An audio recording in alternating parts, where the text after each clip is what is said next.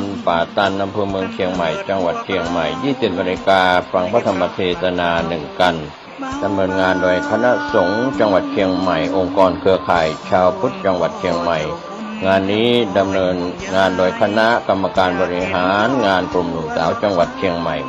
ก็เชิญท่านผู้ที่สนใจจะได้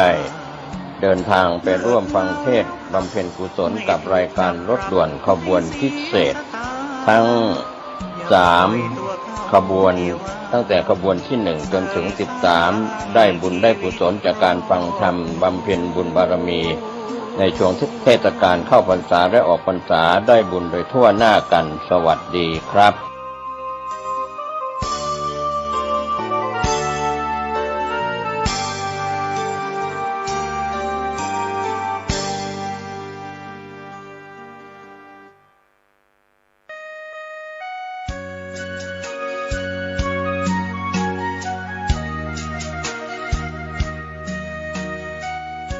ธรรมสัญจรฟังธรรมในช่วงเทศกาลเข้าพรรษาปีพุทธศักราช 2567 ครั้งที่ 2 ณ มูลนิธิสถาบันครูบาเจ้าศรีวิชัยตรงกับวันอาทิตย์ที่ 15 กันยายน พุทธศักราช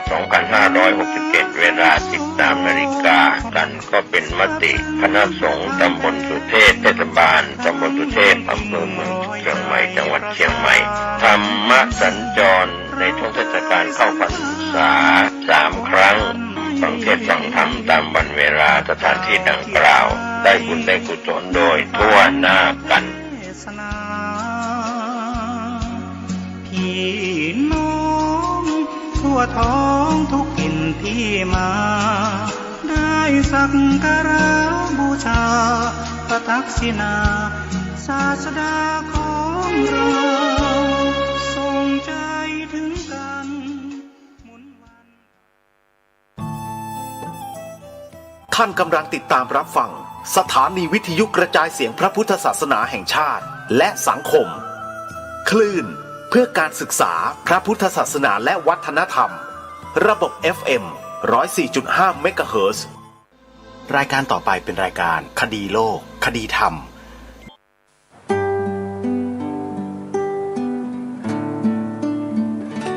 กล้าคิดก็ต้องกล้าทำอย่ากลัวถ้าทำความดีเร่งศึกษาปัญหาให้ทันท่วงทีเมืองไทยจะพัฒนากว่านี้รายการดีๆคดีโลกคดีธรรมขอรำพันบรรยาย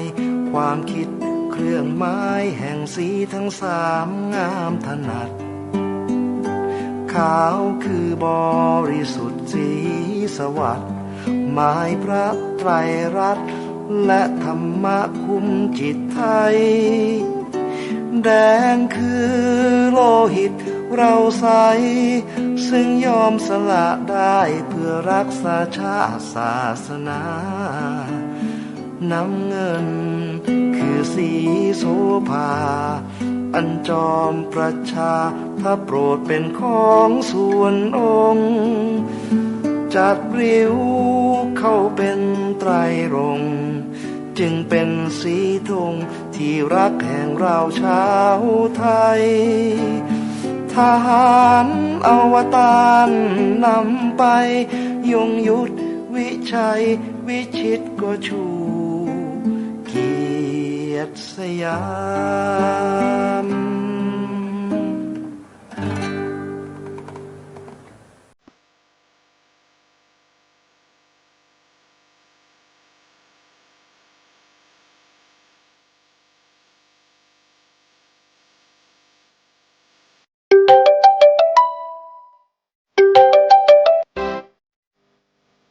ขอกราบถวายความนอบน้อมแด่พระรัตนตรัยถวายความเคารพพระมหาเถระพระเถรานุเถระทุกท่าน ขอความสุขความเจริญในธรรมจงบังเกิดมีแด่ท่านสาธุชน ที่กำลังติดตามรับฟังรายการจากสถานีวิทยุแห่งนี้ทุกท่านขอนำท่านผู้ฟังเข้าสู่รายการคดีโลกคดีธรรม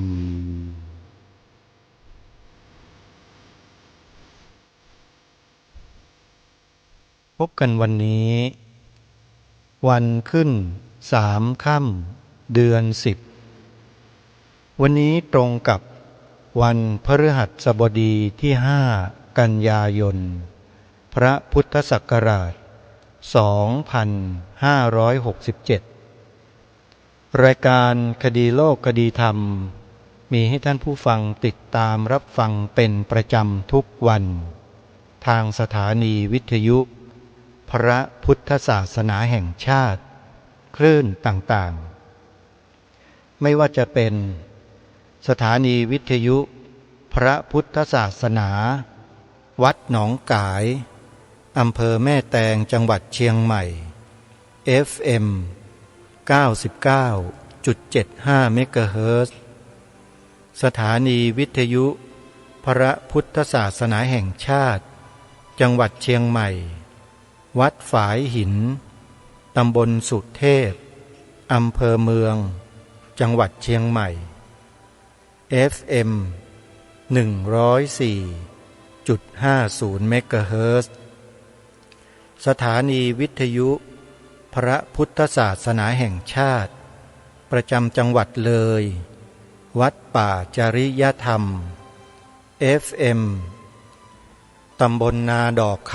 ำอำเภอนาด้วงจังหวัดเลย FM 96.50 เมกะเฮิรตซ์สถานีวิทยุพระพุทธศาสนาประจำจังหวัดกาฬสินธุ์วัดอารามมงคลตำบลยางตลาดอำเภอยางตลาดจังหวัดกาฬสินธุ์ FM 89 เมกะเฮิรตซ์สถานีวิทยุพระพุทธศาสนาแห่งชาติประจำจังหวัด101วัดบ้านปลาคูนตำบลท่าหาดยาวอำเภอโพนทรายจังหวัด101 FM 104.50 เมกะเฮิรตซ์สถานีวิทยุพระพุทธศาสนาประจำจังหวัดเลยวัดศรีอุดมวงศ์ตำบลศรีสงครามอำเภอวังสะพุงจังหวัดเลย FM 101.75 เมกะเฮิรตซ์สถานีวิทยุพระพุทธศาสนาประจำจังหวัดสุพรรณบุรีวัดสามชุกตำบลสามชุก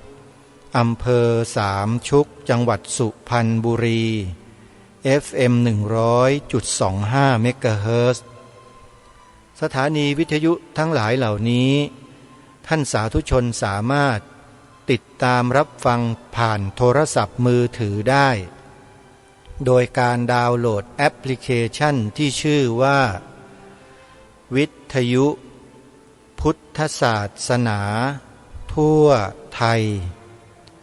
ดาวน์โหลดแอปพลิเคชันนี้เพียงแอปเดียวสถานีวิทยุทั้งหลายเหล่านี้จะไปปรากฏอยู่ในโทรศัพท์ของท่านทั้งหมดท่านก็จะสามารถเปิดรับฟังได้ทุกสถานีซึ่งในปัจจุบันนั้น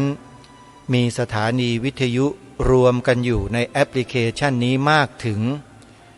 47สถานีทั่วไทยสาธุชนผู้ฟังทุกท่านงานบุญที่ทางรายการประกาศประชาสัมพันธ์เชิญชวนสาธุชนมีส่วนร่วมในปีนี้หลังจากออกพรรษาก็คืองานบุญกฐินต้องยอมรับว่าพระพุทธศาสนาวัดวาอารามต่างๆในประเทศไทยของเราที่ขับเคลื่อนกงล้อธรรมจักรมาได้จนถึงวันนี้นั้นเพราะญาติโยมสาธุชนหลายๆท่านช่วยกันสนับสนุนทำบุญทำทานส่งเสริมให้กำลังแก่พระภิกษุสงฆ์เราท ทำหน้าที่มาโดยตลอดผ่านกิจกรรมที่เรียกว่าบุญกฐินบ้างบุญผ้าป่าบ้างและบุญอื่นๆในทางพระพุทธศาสนาของเรามาโดยตลอดนี่คือความเป็นจริงที่ไม่สามารถปฏิเสธได้งบประมาณแผ่นดินที่ได้มอบถวายให้แต่ละวัดแต่ละปีนั้นไม่เพียงพอในการขับเคลื่อนกงล้อแห่งธรรมจักรเพราะเป็นเพียงเงินเล็กๆน้อยๆที่ถวายให้กับพระสงฆ์เป็นนิตยพัฒน์เจ้าอาวาสก็ได้ประมาณเดือนละ 2,000 กว่าบาทพระราชาคณะก็ได้เดือนละเท่านั้นเท่านี้ไม่กี่บาทโยมแค่ค่าไฟฟ้าค่าน้ำประปาก็ไม่พอแล้วนิตยพัฒน์ของเจ้าอาวาสของพระราชาคณะของเจ้าคณะพระสังฆาธิการที่ได้เนี่ยแต่ที่วัดวาอารามต่างๆยังคงดำรงมั่นอยู่ได้เกิดจากแรงศรัทธาของประชาชนชาวบ้านล้วนๆเลยทำบุญใส่บาตรถวายสังฆทานถวายผ้ากฐินถวายผ้าป่าถวายบุญต่างๆที่ทางวัดได้จัดได้ทำทั้งสิ้นเพราะฉะนั้นงานบุญกฐินแต่ละปีจึงขอเชิญชวนสาธุชนว่าจงช่วยกันเถอะวัดวาอารามต่างๆที่ทำงานเผยแผ่พระพุทธศาสนาอยู่เราจงช่วยกันไปสนับสนุนให้เยอะๆวัดที่เอ่ยนามมาเมื่อสักครู่นี้เช่นวัดป่าจริยธรรมอำเภอนาด้วงจังหวัดเลยปีนี้จัดงานบุญกฐินเพื่อให้พวกเราได้ร่วมกันบริจาคสร้างมหาอุโบสถให้แล้วเสร็จเท่าที่สามารถจะทำกันได้จึงขอเรียนเชิญญาติโยมช่วยกันสนับสนุนทำบุญถวายผ้ากฐินวัดป่าจริยธรรมอำเภอนาด้วงจังหวัดเลยกันนะโยมนะใครที่จะรับเป็นเจ้าภาพบุญกฐินสามัคคีปีนี้ที่วัดป่าจริยธรรมโยมสามารถโทรศัพท์เข้าไปแสดงความจำนงได้ที่หมายเลข0833275700ที่วัดหนองกายตำบลสันป่ายางอำเภอแม่แตงจังหวัดเชียงใหม่ก็เช่นเดียวกันบุญกฐินของวัดหนองกายปีนี้เน้นให้สาธุชนร่วมกันสร้างอุโบสถทรงเจดีย์พุทธคยาท่านใดจะร่วมบุญเป็นเจ้าภาพบุญกฐินสามัคคีปีนี้ให้วัดหนองกายโทรศัพท์สอบถามที่หมายเลข0817656469หรือ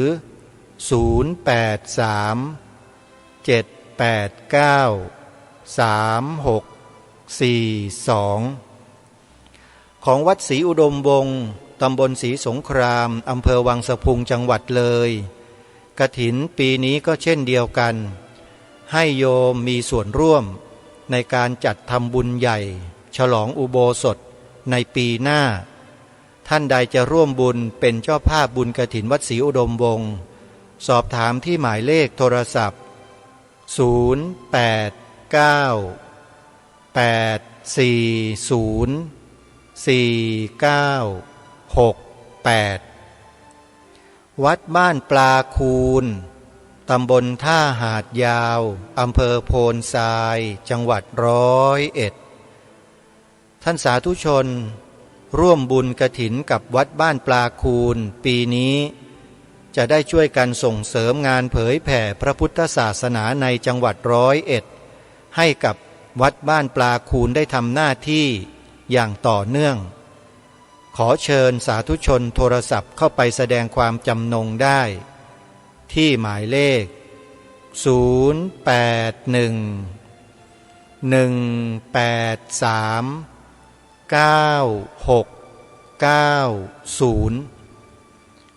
ัดอารามมงคล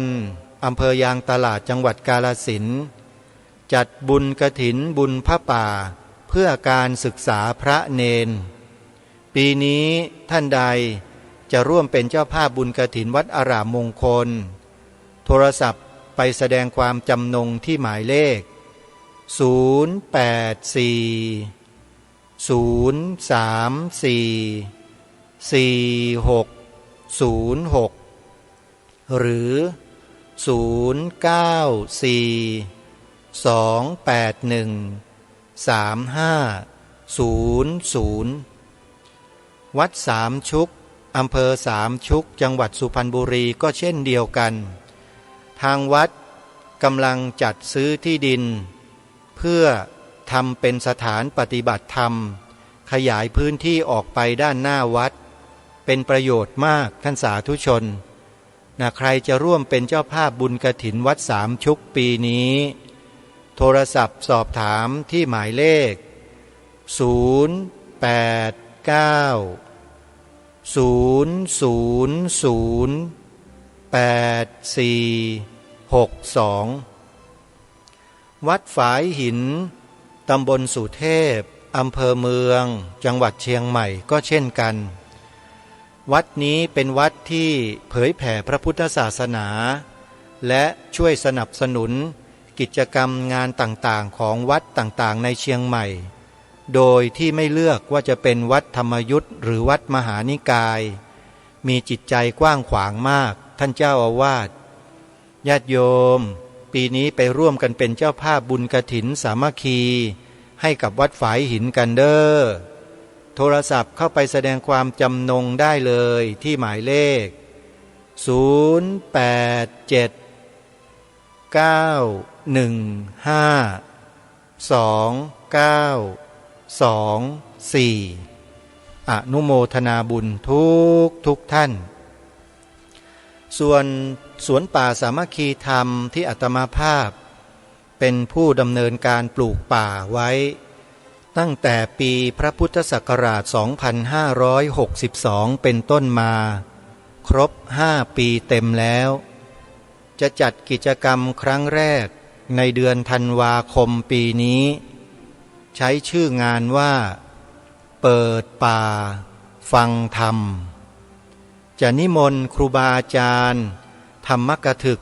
หลายๆรูปมารวมกันที่สวนป่าสามัคคีธรรมแล้วก็ขึ้นแสดงธรรมกันไปตลอดทั้งคืนจนถึงรุ่งเช้าท่านใดจะร่วมสนับสนุนเตรียมงานจัดสถานที่ซึ่งในปัจจุบันนั้นยังไม่มีความพร้อมเลยโยมใครจะร่วมบุญกับอาตมาภาพสามารถที่จะร่วมบริจาคสนับสนุนได้ในบัญชีธนาคารดังนี้ธนาคารไทยพาณิชย์หมายเลขบัญชี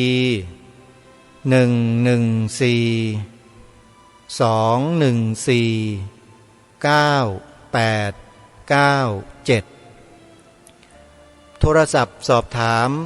ที่อาตมาภาพหมายเลข094-662-6935ขออนุโมทนาบุญทุกท่านงานเปิดป่าฟังธรรมนั้นจะจัดกันในวันเสาร์ที่14ธันวาคมเสาร์ที่14ธันวาคมนะท่านใดสะดวกก็ขอเชิญไปร่วมงานโดยพร้อมเพรียงกันถ้ามีการเปลี่ยนแปลงก็จะแจ้งให้ทราบนะโยมนะเพราะได้ข้อมูลมาว่าในเดือนธันวาคมกรมอุตุนิยมวิทยาบอกว่าจะมีน้ำท่วมหลายๆพื้นที่ของประเทศไทยจริงเท็จอย่างไรก็ต้องรอดูการพยากรณ์อากาศในช่วงใกล้ๆอีกครั้งหนึ่งถ้าหากว่าเป็นไปตามพยากรณ์เนี่ยอาจจะมีการเปลี่ยนแปลงยกเลิกการจัดกิจกรรมแล้วก็นำปัจจัยที่พวกเราได้ร่วมทำบุญกันเนี่ยนะฮะไปช่วยเหลือผู้ประสบภัยน้ำท่วม อันนี้คือการตั้งใจที่ทางสวนป่าสามัคคีธรรมตั้งไว้นะโยมนะใครที่จะร่วมสนับสนุนก็สามารถร่วมกันได้ขออนุโมทนาสาธุทีนี้มาพูดถึงเนื้อหาสาระของรายการกันต่อเมื่อวานนี้และเมื่อวานซืนก็ได้นำบทความในบทคำนำของการจัดพิมพ์หนังสือพุทธศาสนสุวรรณภูมิปกรณ์มาอ่านให้พวกเราได้สดับรับฟังกันไปจบไปแล้วครั้งแรกทีนี้บทคำนำในการพิมพ์ครั้งที่สองเนี่ยท่านเจ้าคุณพระราชกวีอ่ำธรรมทัตโตท่านก็ได้ทำการเขียนขึ้นเมื่อวันที่19กันยายนพระพุทธศักราช2520เดือนนี้เป็นเดือนกันยายนพอดีถ้าจะนับเลขปีแล้วก็อยู่ที่ประมาณ47ปีมาแล้วโยมข้อความตัวอักษรเมื่อ47ปีที่แล้วที่ท่านเจ้าคุณท่านเขียนในบทคำนำไว้นั้นอาจจะเป็นความถ้อยคำภาษาประโยคที่คนในยุคนี้อาจจะฟังยากนิดหนึ่งนะโยมนะแต่ก็เชื่อว่าพวกเราถ้าตั้งใจเนี่ยก็จะมีความเข้าใจคือในบทคำนำในการพิมพ์ครั้งที่สองนี้ท่านเจ้าคุณพระราชกวีผู้เขียนบทคำนำนี้ท่านจะเน้นในเรื่องของการจัดทำหนังสือเล่มนี้เป็นหลักแล้วก็นำสิ่งที่ท่านพบเจอแล้วก็ได้ถ่ายทอดตัวอักษรตัวหนังสือต่างๆลงไว้ในหนังสือเล่มนี้ซึ่งจะเป็นภาษาทางวิชาการนิดหนึ่งที่ท่านได้ทำซึ่งถ้าเราไม่เห็นภาพก็จะเข้าใจยากนิดหนึ่งก็ต้องขอบอกกับท่านผู้ฟังว่าบทคำนำครั้งที่สองเนี่ยท่านเจ้าคุณท่านจะเน้นถึงวิธีการถอดความจากกระเบื้องจานออกมาเป็นตัวอักษรแล้วท่านก็เขียนอธิบายเอาไว้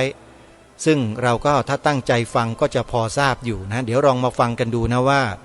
ท่านเจ้าคุณท่านได้ถ่ายทอดประสบการณ์ของท่านลงมาเป็นตัวอักษรในบทคำนำการพิมพ์ครั้งที่สองนี้ไว้ว่าอย่างไรคำนำพิมพ์ครั้งที่สองหนังสือพุทธศาสนสุวรรณภูมิปกรณ์ราชบุรีวัตถุกถาตำนานเมืองขุนไทยนี้ได้พิมพ์ในปีพระพุทธศักราช2518ในงานพระราชทานเพลิงได้หมดไปแล้วมีผู้มาว่า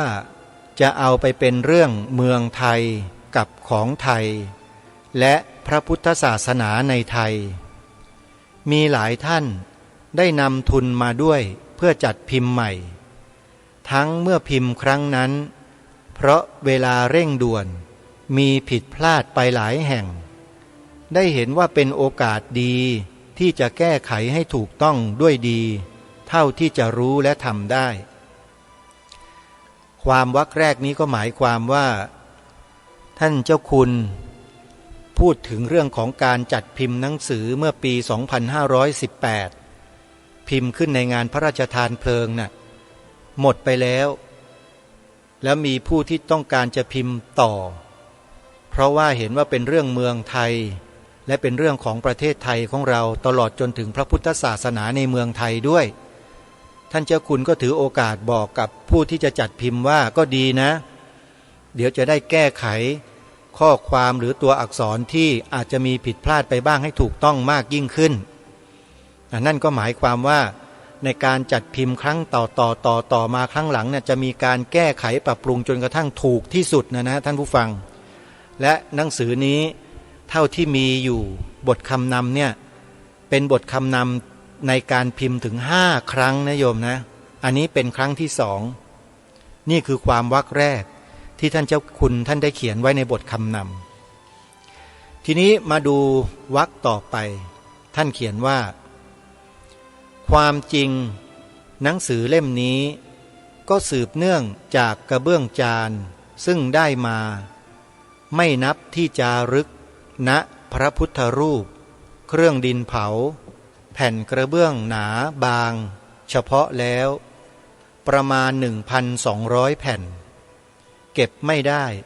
ก็คือที่นครสวรรค์ชัยนาทปราจีนบุรีเพราะไม่มีโอกาสเมื่อได้มาก็ตั้งใจอ่านเพื่อเอาเรื่องไทยให้กระจ่างแจ้งซึ่งเป็นไปได้ยากลำบากเต็มทนพอเป็นฉบับร่างเท่านั้นก็ถูกคัดค้านทั้งมีแถลงการเถื่อนออกมาว่าเป็นของปลอมของโกหกหลอกลวงกับการวิพากษ์วิจารณ์โขกสับอย่างหนักระดับขั้นชั้นแช่งด่าไทยและของไทยจึงออกมาได้ยากลำบากเกือบสุดเข็ญถึงกระนั้นก็ต้องทำถ้าไม่ทำหรือทิ้งเสียเรื่องของไทยก็สูญหมดจึงทิ้งไม่ได้เพราะไทยแท้ทั้งหลายได้ช่วยเหลือมากแม้ในครั้งนี้ตามปรากฏการณ์จะเห็นได้ว่าพอเหมาะกันเข้าพอดีที่ว่าไทยและของไทยออกมาได้ยากลำบากนั้นก็คือตัวนี้ไม่มีอะไรมากไปกว่ากระดาษดินสอปากกากับของที่ต้นไทยได้กระทำไว้ให้จึงไม่มีสิ่งเป็นพิษเป็นภัยแก่ใครๆได้เห็นว่าดีกระทำได้และทำเป็นหนามไปทิ่มคนอื่นบังเอิญเขามีหนามก็ทิ่มตอบเข้าบ้าง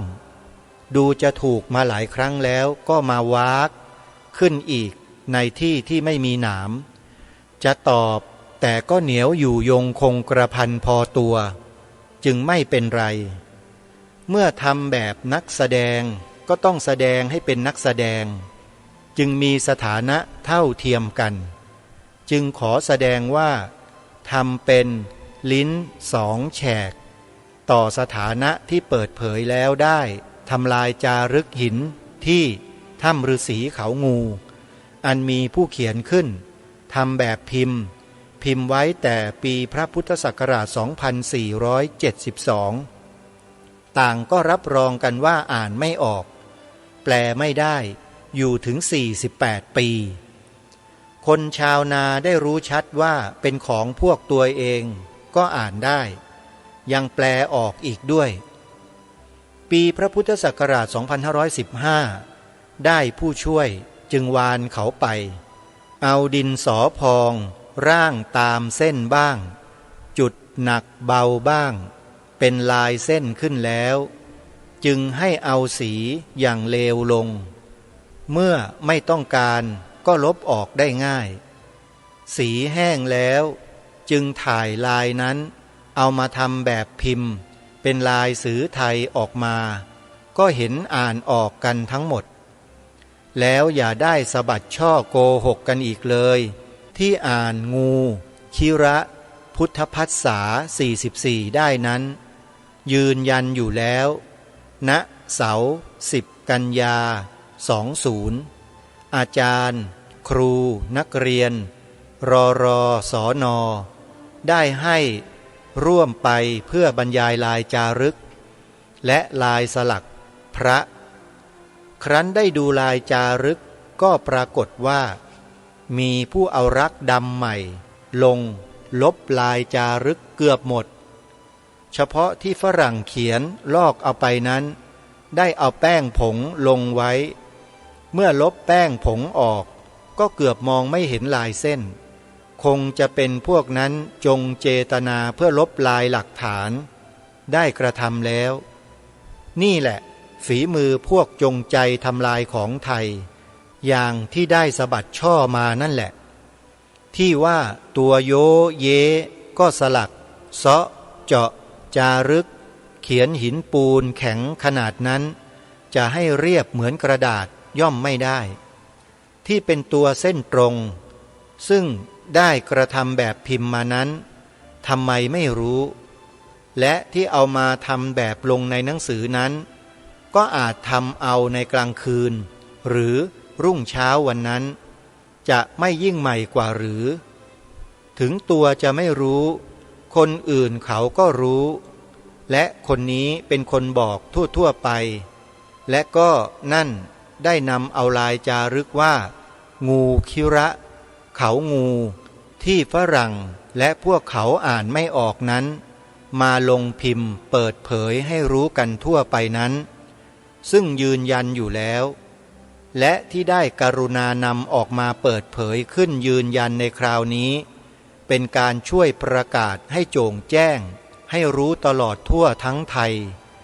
นับว่าเป็นสาธารณประโยชน์วิทยาทีเดียว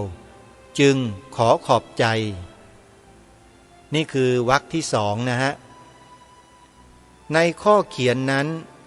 ได้ใช้คำหมายรู้ของไทยไว้สามคือบ้าโง่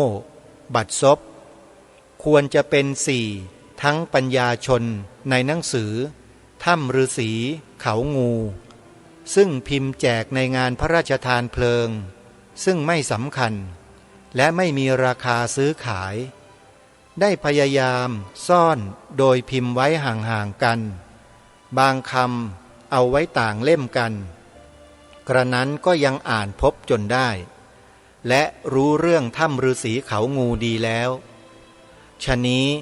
จึงต้องทบทวนความจำผู้ซึ่งมีสติปัญญาวิทยาการมาก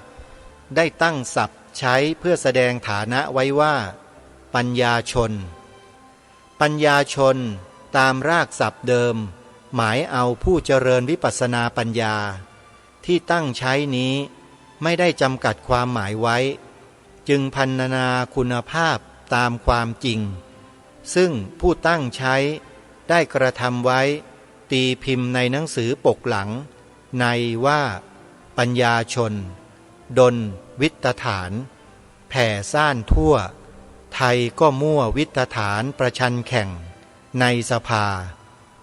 ถ้าคงมีที่แจ้งแจงควรเพิ่มแรงวิตฐานก่อนการประชุมบ้าอยู่ปกหน้าในชื่อศึกษา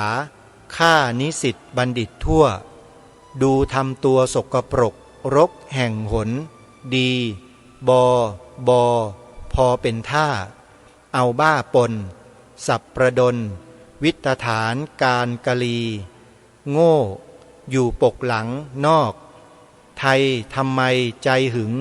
จึงโง่นักไม่รู้จักชาติตนค้นเปิดเผยทำทุกอย่างสร้างไว้ไม่พูดเลยได้แต่เอ่ยมุสาพาให้ซามยังมีพิเศษอีกว่าหมาเห่าใบตองแห้งไม่แกล้งว่าใบตองแห้งแกล้งหมาหมาก็คลั่งเห่าไม่กัดกัดไม่เห่าเอาหูฟังถือคันช่างไว้ก่อนไม่ร้อนใจไม่ใช่บัดซบอยู่ตอนอ่านจารึกศรีวิชัยในหลายเล่มที่พิมพ์ใช้ตัวจิ๋วขาวนึกว่าคงมองไม่เห็นพิมพ์ไว้ว่าไม่ใช่บัดซบได้กรุณาแก้ว่าบัดซบแล้วยอมรับอย่างเขียนในหนังสือถ้ำฤาษีว่ายอมโง่บัดซบขอแสดงความยินดีด้วยว่าไม่ได้ขอร้องให้แก้ความแล้วยอมรับทั้งไม่มีสิทธิ์ที่จะห้ามกับไม่ได้สงวนลิขสิทธิ์ไว้ด้วยได้ช่วยกระทำให้โด่งดังขึ้นโดยไม่ได้ขอร้องวิงวอนจ้างวานและบังคับอะไรเลยที่อนุเคราะห์กระทำให้นั้นนับว่าเป็นการพอเหมาะพอดีเมื่อครั้งก่อนกระทำให้หอเก็บของเก่าและชื่อสุวรรณภูมิฟื้นขึ้นถึงโด่งดังทั่วไทยแล้วครั้งนี้ก็โด่งดังขึ้นอีกคือคูบัวสุวรรณภูมิเมืองทองถ้ำฤาษีเขางูราชบุรีก็ขึ้นชื่อลือนามกระทั่งมีสมเด็จบางพระองค์เสด็จในครั้งก่อนได้ช่วยพวกหัวทู่ๆปั้นๆออกแถลงการว่าของปลอมซีเมนต์และกฎหมายว่าวัตถุนิยมซึ่งไม่มีมาตรฐานหลักฐานก็หลบเข้ามุมไม่นิยมว่าของจริงก็หลบเข้า ของปลอมจึงไม่ถูกอ้างขู่แล้วจิกเอาไปว่าของปลอมแล้วทำใบอนุญาตขายไปนอกเท่านี้ก็ยังรักษาคุ้มครองของไทยไว้ได้ทั้งเปิดช่องให้กล่าวได้อย่างปลอดโปร่งที่เขาเชื่อว่าจะผ่าตัดและประกาศว่าหายไปปรากฏอยู่ต่างประเทศในคราวนี้เมื่อมีผู้ถามก็ได้สาธยายมนตะปัญญาชนบ้าโง่บัดซบให้ฟังตลอดนับได้ว่าต่างช่วยโฆษณาให้กันและกันต่างก็โด่งดังขึ้นเป็นการโฆษณาแบบไทยแท้ได้ร่วมกันจัดขึ้นอาจนับได้ว่าเป็นโฆษณาแบบแปลกประหลาดที่สุดแบบหนึ่งซึ่งยังไม่เคยมีกระทำมาทั้งอาจไม่มีอีกต่อไปนับได้ว่าเป็นของเฉพาะเท่านั้นรู้ทันกันอย่างนี้นับว่าเป็นแบบพิเศษได้แท้จึงขอขอบใจเป็นครั้งที่สองอันนี้เป็นวรรคที่สามท่านผู้ฟังฟังสำนวนฟังสำเนียงเสียงภาษาที่ท่านใช้เนี่ยเชื่อว่าหลายคนเนี่ยฟังไม่ค่อยจะเข้าใจใช่ไหมเอาอย่างนี้ผู้ดำเนินรายการเนี่ยจะใช้ความรู้ความเข้าใจส่วนตัวเนี่ยนะฮะสรุปความตอนนี้ให้พวกเราได้ฟังกันคือท่านเจ้าคุณพระราชกวีท่านได้พูดถึงบุคคลสองกลุ่มกลุ่มที่หนึ่งคือกลุ่มโน้นกลุ่มที่พยายามที่จะพูดบอกกับสังคมนะแจ้งประกาศบอกกับสังคมว่าสิ่งที่ท่านเจ้าคุณพระราชกวีท่านได้ทำอยู่นี้เนี่ยเป็นของปลอมเป็นของผิดไม่ถูกหลอกลวงอย่างนู้นอย่างนี้อย่างนั้นท่านเจ้าคุณเองท่านก็มีจิตใจที่ดีมาก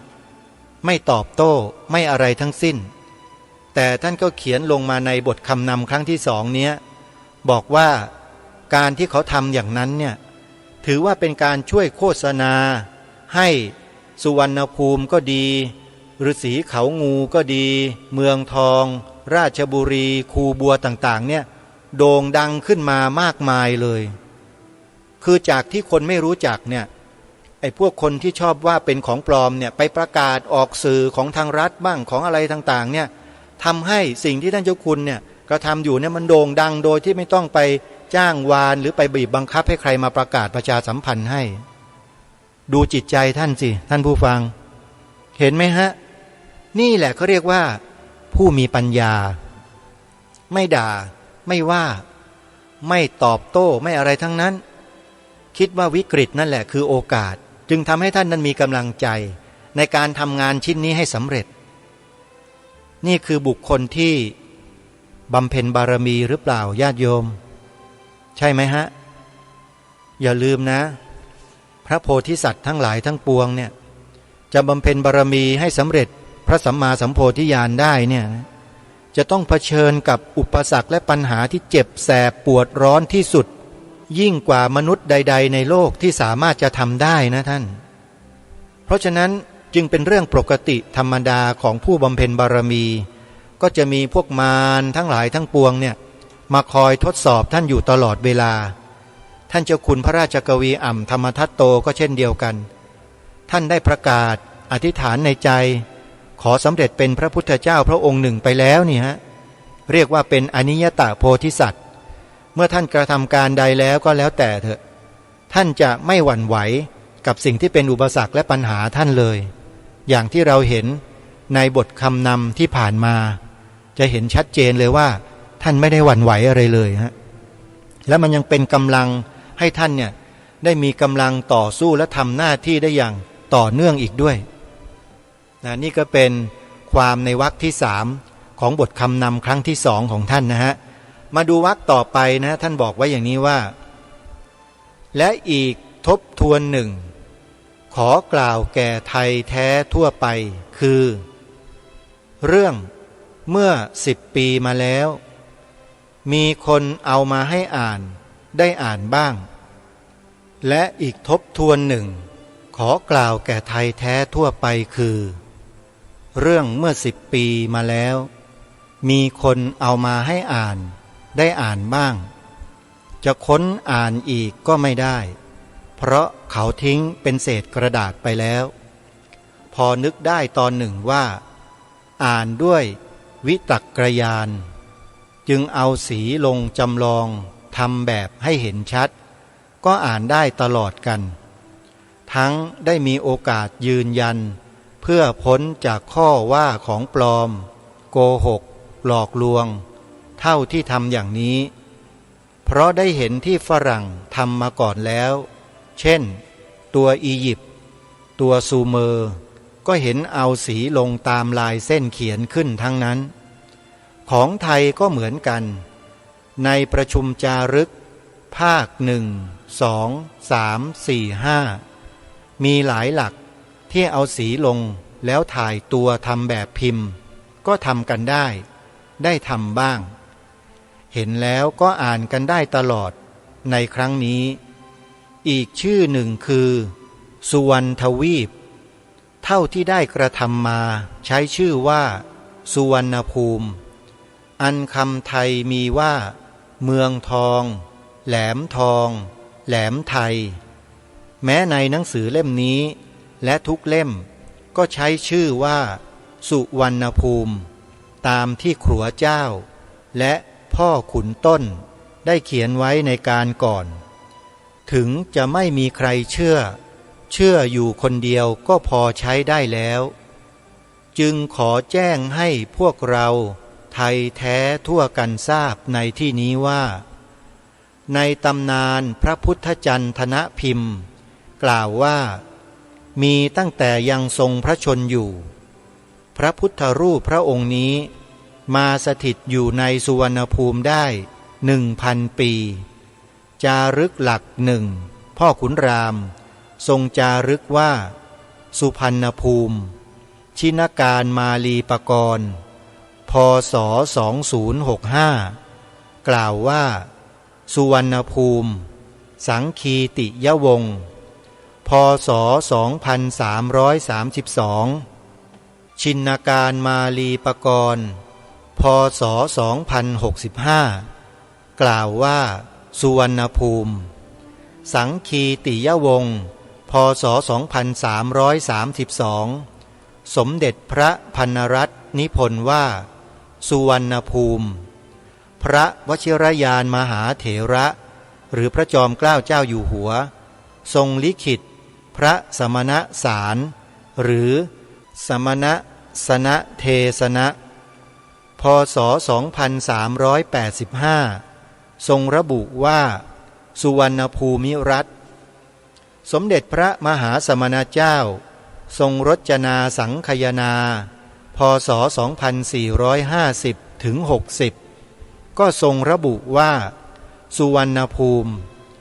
แม้หลักสูตรการเรียนทุกระดับชั้นก็กล่าวชื่อสุวรรณภูมิที่ย้ายชื่อไปเป็นสุวรรณทวีปนั้นก็ตามนักประวัติศาสตร์เรียนลอกแปลคำฝรั่งแต่งเป็นประวัติศาสตร์โกหกเขียนขึ้นและขอให้ทราบด้วยว่ารัชกาลที่4นั้นทรงเป็นอะไรกับใครที่กระทำขัดหรือบิดเบือนไปใครเป็นผู้ท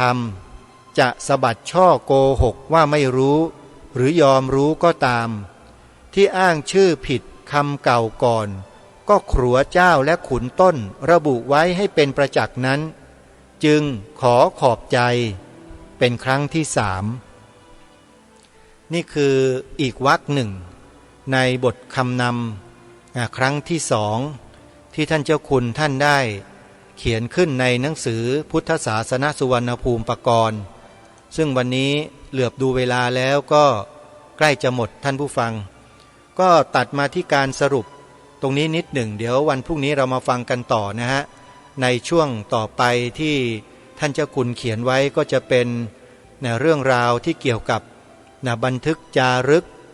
แล้วก็ความที่ท่านมีอยู่ในใจได้แสดงออกมาให้เราได้ฟังเป็นช่วงๆว่าบุคคลหรือกลุ่มบุคคลที่ไม่เห็นด้วยกับสิ่งที่ท่านทำเนี่ยได้แสดงกิริยาอาการและคำพูดอะไรๆต่างๆออกมาท่านก็ถ่ายทอดออกมาให้เป็นคำพูดให้เราได้รู้กันนะฮะเดี๋ยววันพรุ่งนี้เรามาติดตามรับฟังกันต่อ นะในที่นี้จะขอสรุปให้ท่านผู้ฟังได้ความเข้าใจขึ้นสักนิดหนึ่งนะว่าสิ่งที่ทางรายการนำมาเสนอที่ท่านกำลังรับฟังกันอยู่นี้เนี่ยเป็นบทความในหนังสือพุทธศาสนสุวรรณภูมิปกรณ์ที่ท่านเจ้าคุณพระราชกวีอ่ำธรรมทัตโตท่านได้ทำการรจนาเขียนขึ้นโดยถอดความจากแผ่นกระเบื้องจานโบราณที่มีอายุเก่าแก่นับเป็นหลายพันปีให้พวกเราได้ศึกษาเรียนรู้กันและในระหว่างการจัดทำงานของท่านชิ้นนี้เนี่ยก็มีคนในสังคมในระดับที่ว่าเป็นผู้ที่มีอันจะกินนะว่างั้นเถอะมีชื่อมีเสียงมีตำแหน่งใหญ่โตอยู่ในบ้านในเมืองสมัยก่อนนู้นนะไม่ใช่สมัยนี้นะก็พูดในลักษณะที่ว่าไม่เห็นด้วยแล้วก็กล่าวหาท่านว่าเป็นคนหลอกลวงโลกทำของปลอมมาหลอกลวงคนอย่างนู้นอย่างนี้ต่างๆทั้งที่คนเหล่านั้นน่ะอ่านความในกระเบื้องจานไม่ออกสักคนหนึ่งแต่ท่านเจ้าคุณท่านอ่านออกแล้วท่านเจ้าคุณก็เปรียบเทียบว่าเวลาของพวกอียิปต์ของอะไรต่างๆในโลกที่เป็นโบราณเนี่ยฝรั่งนี่เขาถอดความกันออกมาได้ทั้งนั้นแล้วทำไมของไทยจะถอดความออกมาไม่ได้เล่าอันนี้คือคำถามที่ทำให้คนเหล่านั้นเนี่ยต้องชะงักและหยุดไปเพราะหาคำอธิบายไม่ได้คือไม่รู้แล้วก็เที่ยวมาชี้สังคมกล่าวหาคนนู้นคนนี้ที่เขาทำงานกันว่าหลอกลวงบ้างอะไรต่างๆนานาอย่างที่ท่านเจ้าคุณท่านกล่าวแล้วท่านเจ้าคุณก็เขียนบทกลอนเอาไว้ตอนท้ายปกบ้างกลางปกบ้างท้ายคำนำบ้างจะมีคำที่ท่านนำมาบอกกับเราเมื่อสักครู่นี้โง่บัดซบอะไรต่างๆที่ท่านเขียนไว้เป็นบทกลอนเนี่ยเราก็ได้ฟังกันไปแล้วเมื่อครู่ไอ้นั่นคือการตอบโต้ในเชิงของวิชาการของท่านแล้วท่านก็ไม่ได้ระบุว่าใครด้วยเป็นบทกลอนที่เขียนไว้ลอยๆทีนี้ใครจะโดนบทกลอนท่านตรงนั้นก็คงจะรู้ตัวกันเองในสมัยนั้นนะฮะว่าใครบ้างนะแต่พวกเราไม่ทราบหรอกแต่มีคนประเภทนั้นมีอยู่และปัจจุบันก็ยังมีนะมาขัดขวางความเป็นไทยของเราอยู่ทุกวันเนี้ยแล้วก็พยายามจะลบเลือนความเป็นไทยความเป็นประเทศไทยเราออกจากสาระบบของชาติบ้านเมืองแล้วก็เอาความเป็นทาสจากที่ไหนไม่รู้มาใส่ในสมองเด็กๆเยาวชนลูกหลานเราในปัจจุบันนี้ลองไปสืบเสาะดูหรือลองไปถามลูกๆหลานๆเยาวชนดูก็ได้ไปถามดูซิว่าความเป็นไทยในสมองในจิตใจลูกหลานเราเนี่ยยังมีเหลืออยู่หรือเปล่ากลับมาจากโรงเรียนแต่ละวันที่ทางรายการเคยนำเสนอให้ผู้ปกครองถามใช่ไหมถามเด็กๆลูกหลานโยมที่กลับมาจากโรงเรียนถามดูซิว่าเขารู้จักไหมไอ้ความเป็นไทยเนี่ยรู้จักประเทศไทยตัวเองดีแค่ไหนในโรงเรียนเขาสอนกันไหมแล้วเขาสอนอะไรสอนแบบไหนเคยตรวจสอบลูกหลานตัวเองกันบ้างไหมเล่านั่นแหละตัวชี้วัดเลยว่าประเทศไทยกำลังเจอกับอะไรสิ่งที่ท่านเจ้าคุณพระราชกวีอ่ำธรรมทัตโตทำอยู่เนี่ยนี่คือไทยแท้ๆนี่ไทยแท้ๆต้องแบบนี้เลยและมีคนไม่ยอมรับกลัวว่าไอ้ความเป็นทาสเนี่ยมันจะเจริญรุ่งเรืองต่อไม่ได้ไงเพราะความเป็นไทยเนี่ยขึ้นมาโดดเด่นชัดขึ้นเห็นไหมฮะอย่างที่ทางรายการพูดมาอยู่เสมอใช่ไหมเราเป็นของจริงแล้วไม่ต้องกลัวของปลอมของปลอมยังไงมันก็ปลอมวันยังค่ำนั่นแหละมันไม่ใช่ของจริงเพียงแค่เรานำเอาของจริงเอาความจริงมาเปิดเผยเอามาออกสู่ในที่โล่งให้คนได้รู้ได้เห็นได้ยินได้ช่วยกันกล่าวช่วยกันพูดช่วยกันแสดงความจริงเหล่านี้เท่านั้นแหละของปลอมมันก็ดิ้นชักดิ้นงอเหมือนไส้เดือนถูกขี้เถ้าร้อนน่ะมันอยู่ได้ที่ไหนเล่าเราไม่ได้ไปทำอะไรนั่นน่ะแค่นำเอาความจริงมาแสดงมากล่าวเท่านั้นเอง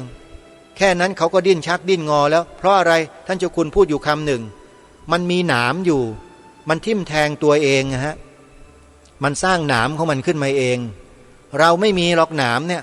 เรามีแต่ความจริง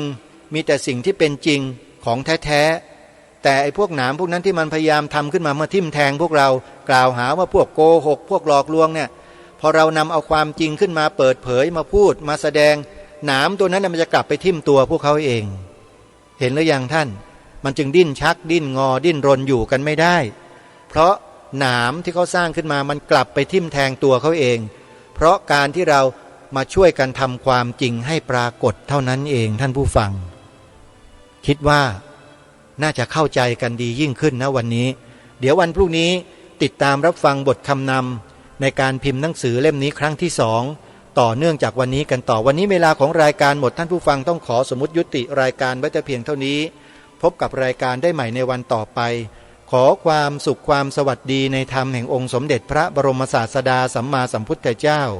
จงปรากฏเกิดมีขึ้นในจิตใจของท่านผู้ฟังทุกท่านทุกคนเทินขอเจริญพรกล้าคิดก็ต้องกล้าทำอย่ากลัวถ้าทำความดีเร่งศึกษาปัญหาให้ทันท่วงที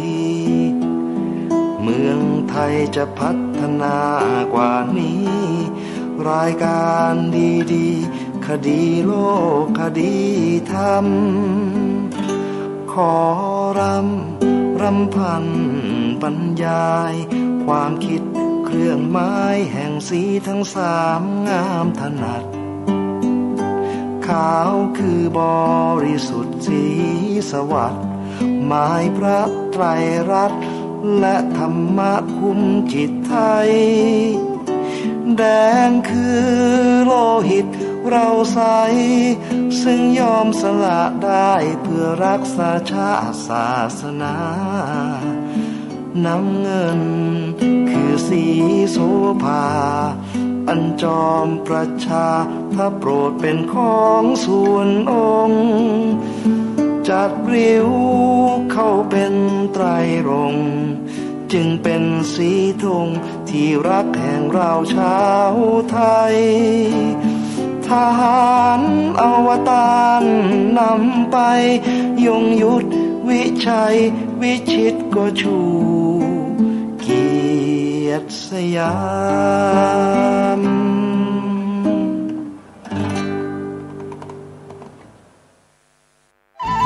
ที่จบไปแล้วนั้นเป็นรายการคดีโลกคดีธรรมดำเนินรายการโดยพระครูปลัดณรงค์ฤทธิ์